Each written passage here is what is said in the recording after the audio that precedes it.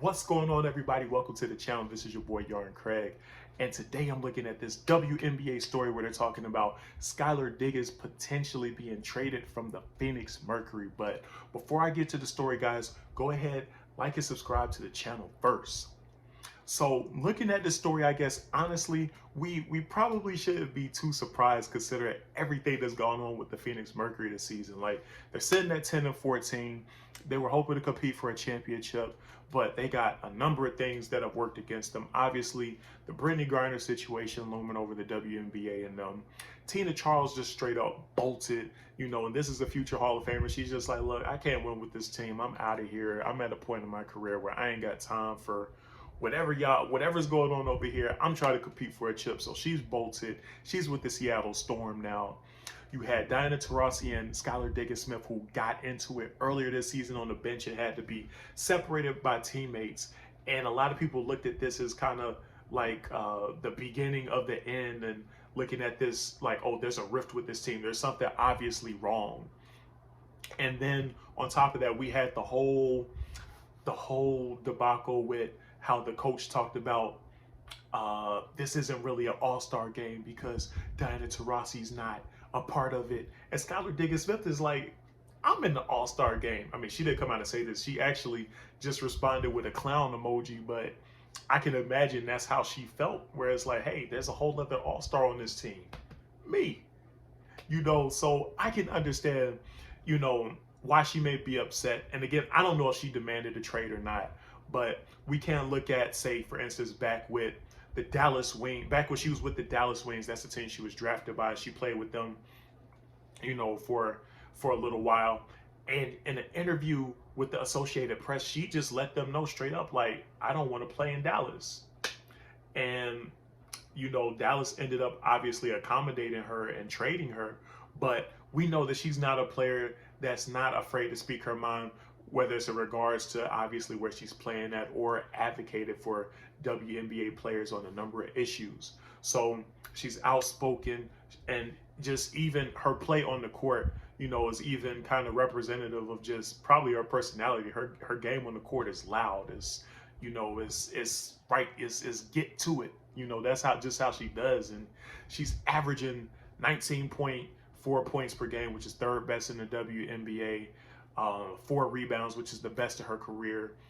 4.8, almost 5 assists per game, and then 1.8 steals. So we're talking about a player here who's putting up, pretty much almost superstar numbers. And if she wasn't playing on the 10 and 14 Mercury, we may be talking about her as in the MVP conversation. So just keep that in mind. Like, Skylar Diggins Smith don't grow on trees. So talking about potentially trading her is a really, really, really, really, really, really big deal.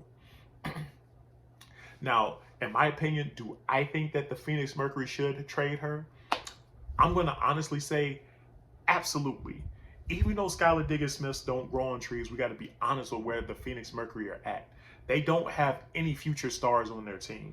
Skylar Diggins Smith is unquestionably at this point their best player. Diana Taurasi, her best years are obviously behind her at this point. But it's like, keeping it real, she has maybe another year left in the WNBA before she retires. And then, of course, you can't sit here and bank on Brittany Griner coming back to the WNBA at any point, because that's just a situation that's out of their hands. There's nothing that they can do about that. But I don't think that this team has constructed, this team was constructed to be able to compete now, but it's just not functioning like it's supposed to. So they have a choice to either build around Skylar Diggins Smith, who I think is about 31 years old, or to just move on and start building towards the future. And I think that's exactly what they should do. I think that they should try to grab some picks and maybe a couple productive players and go ahead and move Skylar Diggins Smith. You're probably not going to get an equal trade value because, again, Skylar Diggins Smiths don't just grow on trees. You got to get what you can get. I think it's mutually beneficial. Skylar Diggins Smith probably at this point probably doesn't want to be there because she's probably at the point where she wants to compete for a chip. Mercury's nowhere close. I got 2 teams in mind already of where I think she would fit in perfectly at. And the first one is the Los Angeles Sparks. I honestly think that, they need some tweaking on the perimeter. And I think adding her at that point guard spot, y'all, Like, imagine her with Nneka Ogwumike and Liz Cambage. I think that would be a lethal trio right there. And I think that's the only thing that the Sparks are missing is really just productive perimeter play.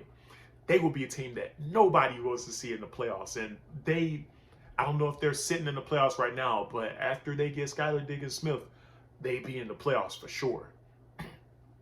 The other team that I think will really benefit from having them is the Atlanta Dream.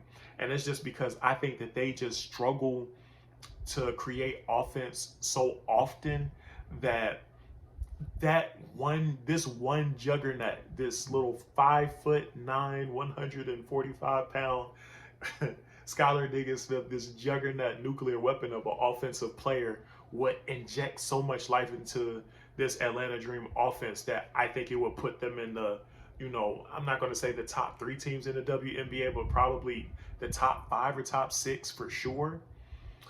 Because defensively, they're already solid. And then Tiffany Hayes coming back really helped this team, on offense and on defense. But adding Skylar Diggins Smith, I think would just put this team in a category where it's like, it will put them in dark horse category. Like, they will be a team that nobody wants to see in the playoffs either, because not only are they defensively solid, but they would have Skylar Diggins Smith, Ryan Howard, Tiffany Hayes, and Cheyenne Parker. That's a number of really productive players. But that's just my opinion. But I do think the Phoenix Mercury should move on and start looking at the future, because the present hasn't been pretty. But that's my video, guys. Tell me, what do you think that the Phoenix Mercury should do with Skylar Diggins Smith? Do you think they should hold on to her, or should they go ahead and move her? Go ahead and comment below, like, and subscribe to the channel, guys. Peace.